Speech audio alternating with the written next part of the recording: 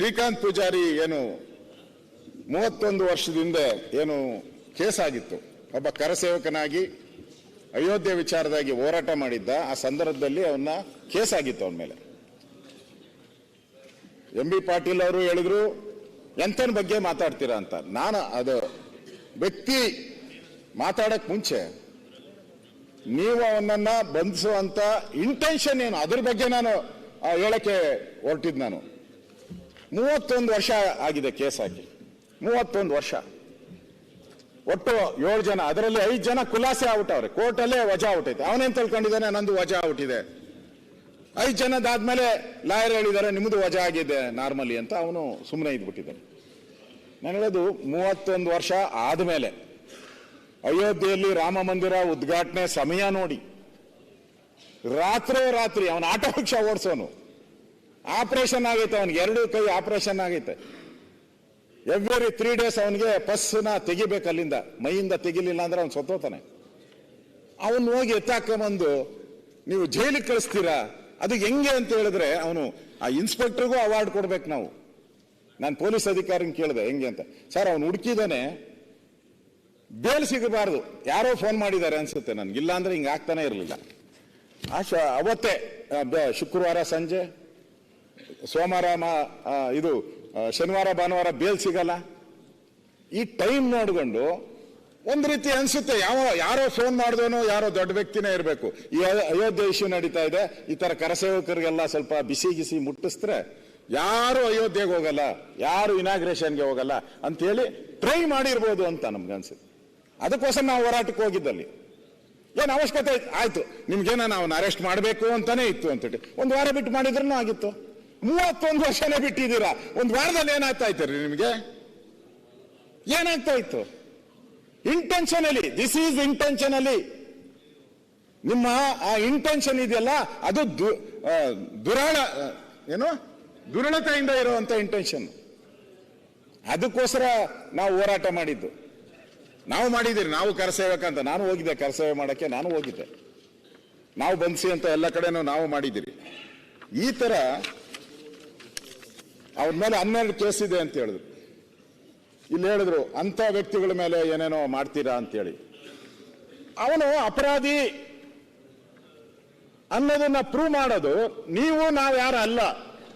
ಅವನ ಅಪರಾಧಿ, ಅವನ್ ಕೊಲೆಗಡಕ, ಅವನ್ ಏನೋ ಆಗಿದ್ದಾನೆ ಗಾಂಜಾ, ನೀವ್ಯಾರು ಮಾಡಕ್ಕೆ? ಅದಕ್ಕೋಸ್ಕರ ನ್ಯಾಯಾಂಗದ ವ್ಯವಸ್ಥೆ ಇದೆ.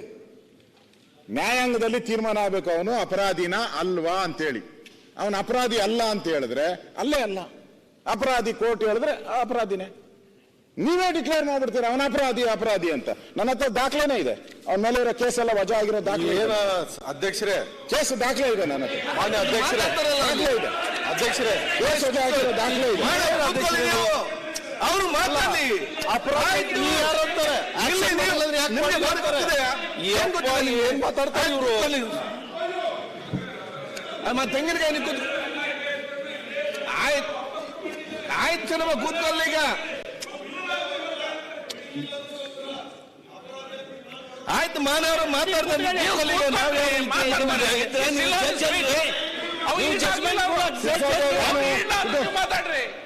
ನಾನು ಪೊಲೀಸರು ಕೇಳಿದೆ, ಏನಪ್ಪ FIR ಕಾಪಿ ಇದೆಯಾ ನಿಮ್ಮ ಹತ್ರ ಅಂತ. FIR ಕಾಪಿನೂ ಇಲ್ಲ. ಒಂದ್ ಸೆಕೆಂಡ್, ಈಗ ಈ ಕಡೆ ಕೂತ್ಕೊಂಡವರು ದಯವಿಟ್ಟು ನೀವು ಇಮಿಷನ್ ಆಗಿ ಒಂದು ಸಡನ್ ರಿಯಾಕ್ಟ್ ಮಾಡಬೇಡಿ. ಯಾಕಂತ ಹೇಳಿದ್ರೆ ನಿಮ್ಮವರಿಗೆ ಒಂದು ಮಾತಾಡ್ಲಿಕ್ಕೆ ಅವಕಾಶ ಸಿಗ್ತದೆ. ಆವಾಗ ಏನೆಲ್ಲ ಹೇಳಿಕೊಂಡು ನೀವೇನೆಲ್ಲ ಮಾತೆಲ್ಲ ರೆಡಿ ಮಾಡಿ ಟೈಪ್ ಮಾಡಿ ಬರೆದಿಟ್ಕೊಳ್ಳಿ. ಈಗ ಆವಾಗ ಇವರು ನಿಲ್ಲಿಸದಿದ್ರೆ ನಿಮಗೆ ಮಾತಾಡಲಿಕ್ಕೆ ಚಾನ್ಸ್ ಇಲ್ಲ ಇಲ್ಲಿ. ಆದಷ್ಟು ಒಬ್ಬ ಮುಗಿಸಿಕೊಂಡು ಹೋಗೋದು ಅವಕಾಶ ಮಾಡಿಕೊಡಿ. ಸನ್ಮಾನ್ಯ ಅಧ್ಯಕ್ಷರೇ, ನಾನು FIR ಕೇಳಿದೆ. ಅಲ್ಲ, ಲಾ ಮಿನಿಸ್ಟರ್ ಏನೋ ಹೇಳ್ತಾರೆ, ಒಂದೇ ಅವ್ರು ಹೇಳ್ಬಿಡು. ಕಾನೂನು ಇಲ್ಲ, ಈಗ ಆರೋಪ ಹೊತ್ತಿರ್ತಕ್ಕಂಥ ವ್ಯಕ್ತಿಗಳ ಬಗ್ಗೆ ತಾವೊಂದು ಡಿಫೆನ್ಸ್ ಮಾಡಿದ್ರಿ. ಇರ್ಬೋದು, ನೀವು ಹೇಳಿದ್ದೆ ಸತ್ಯ ಇರ್ಬೋದು. ಆದರೆ ಸದನದ ಪ್ರಯೋಜನಕ್ಕಾಗಿ ಈಗೇನು ತಾವು ಹೇಳಿದಿರಲ್ಲ, ಇಲ್ಲಿ ಕಾಗದ ಇದೆ, ಅವ್ರು ವಿಡ್ರಾ ಮಾಡಿದ್ದಾರೆ, ಅವ್ರನ್ನ ಖುಲಾಸೆ ಮಾಡಿದ್ದಾರೆ ಅಂತೇನು ಕಾಗದ ತೋರಿಸಿದ್ರಿ, ದಯಮಾಡಿ ಅದನ್ನ ಸದನದ ಟೇಬಲ್ ಮೇಲೆ ಇಟ್ರಿ ಅಂದರೆ ನಮಗೂ ನೋಡೋಕ್ಕಾಗುತ್ತೆ. ಒಂದು ವೇಳೆ ನಾವು ತಪ್ಪು ಆಪಾದನೆ ಮಾಡಿದರೆ ನಾವು ಪುನರ್ ಪರಿಶೀಲನೆ ಮಾಡ್ಕೊಳ್ಳೋಕ್ಕಾಗುತ್ತೆ. ಅದಕ್ಕೆ ಆ ಕಾಗದವನ್ನು ದಯಮಾಡಿ ಅವರು ಸದನದ ಎದುರಿಗೆ ಇಡಬೇಕು ಅಂತ ಕೇಳ್ತಾರೆ.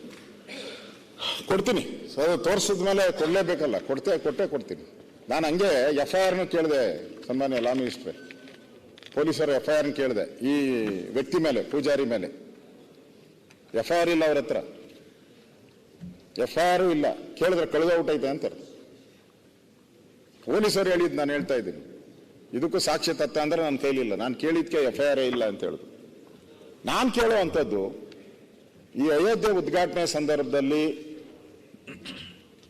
ಆ ಟೈಮೇ ನೋಡ್ಕೊಂಡು 31 ವರ್ಷದ ಹಿಂದಿನ ಕೇಸ್ನ ಮಾಡೋ ಅವಶ್ಯಕತೆ.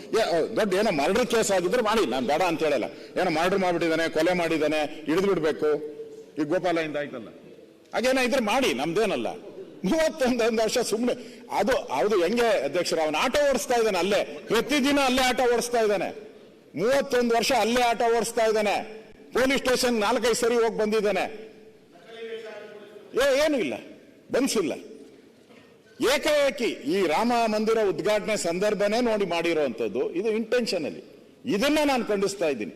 ಇದು ಇವತ್ತು ಪೊಲೀಸ್ ನಡೀತಾ ಇರುವಂತ ದೌರ್ಜನ್ಯ, ನಿಷ್ಕ್ರಿಯತೆ ಎಲ್ಲ ಕೂಡ ಕಾಣ್ತಾ ಇದೆ. ಇನ್ನು ಬಹಳ ಪ್ರಮುಖವಾಗಿ ಇವತ್ತು ನಮ್ಮ ಕೆರೆಗೋಡು, ಮಂಡ್ಯದ ಕೆರೆಗೋಡು, ಅಲ್ಲಿ ನಾನು ಹೋಗಿದ್ದೆ, ಅಲ್ಲಿ ಭೇಟಿ ಮಾಡಿದ್ದೆ. ಹನುಮ ದೇವಸ್ಥಾನ ಇದೆ ಅಲ್ಲಿ. ಹನುಮ ದೇವಸ್ಥಾನದ ಎದುರುಗಡೆ 30 ಅಡಿ ಒಂದು ಕ್ಲಾರಿಫಿಕೇಶನ್ ಬೇಕು. ಸರ್ ಅಲ್ಲಿ ಸರ್ ಒಂದು ಕ್ಲಾರಿಫಿಕೇಶನ್ ದೇಣಿಗೆ ಔಷಧಿ ಅಂದ್ರೆ ಒಬ್ಬ ವಿರೋಧ ಪಕ್ಷ ನಾಯಕರಾಗಿ ಈಗ ಹನುಮಾನ್ ದೇವಸ್ಥಾನ ಮುಂದೆ ಹಾಕಿದಾರ. ಪಂಚಾಯತಿ ಹತ್ರ ಪಂಚಾಯತಿಯವರು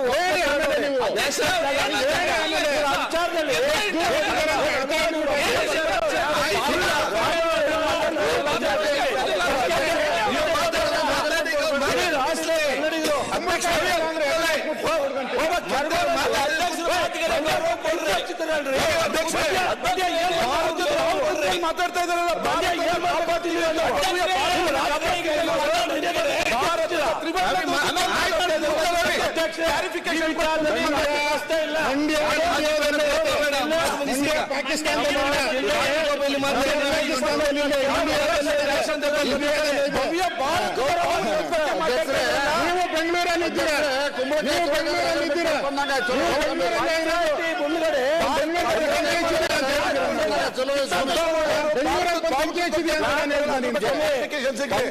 ಒಂದ್ ನಿಮಿಷ ಮಾತಾಡಕ್ಕೆ ಬಿಡಿ ಅಧ್ಯಕ್ಷರೇ.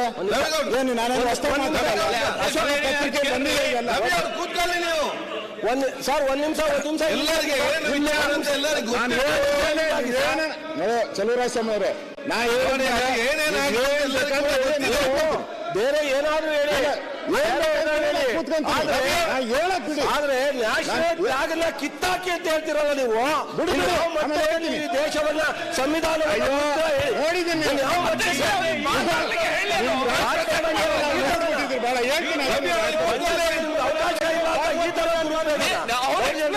ಆಮೇಲೆ ಕೊಡ್ಲಿ ಅವರು. ರವಿ ಅಧ್ಯಕ್ಷ, ಮಾನ್ಯ ವಿರೋಧ ಪಕ್ಷದ ನಾಯಕರು ಕ್ಲಾರಿಫೈ ಕೂತ್ಕೊಳ್ಳಿ. ಕೈ ಅಂತ ನಿಮ್ಗೆ ಕೂತ್ಕೊಳ್ಳಿ. ಆಯ್ತು ಕೂತ್ಕೊಳ್ಳಿ. ಆಯ್ತಮ್ಮ, ಆಯ್ತು, ಎಲ್ಲ ಗೊತ್ತಿದ್ದಲ್ಲ. ಭಾರತದ ಈಗ ಆಯ್ತು ಆಯ್ತು ಕೂತ್ಕೊಳ್ಳಿ.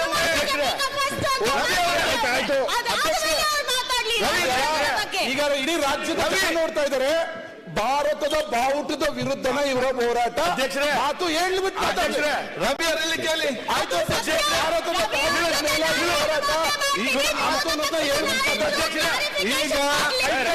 ಈಗ ನೋಡಿ ಎಲ್ಲರಿಗೂ ಆಯ್ತು ಆಯ್ತು ಹೇಳಿ ಕೇಳಿ. ನ್ಯೂಸ್ ಫಸ್ಟ್ ನಿರ್ಭೀತಿಯಿಂದ ನಿಮ್ಮ ಪರವಾಗಿ.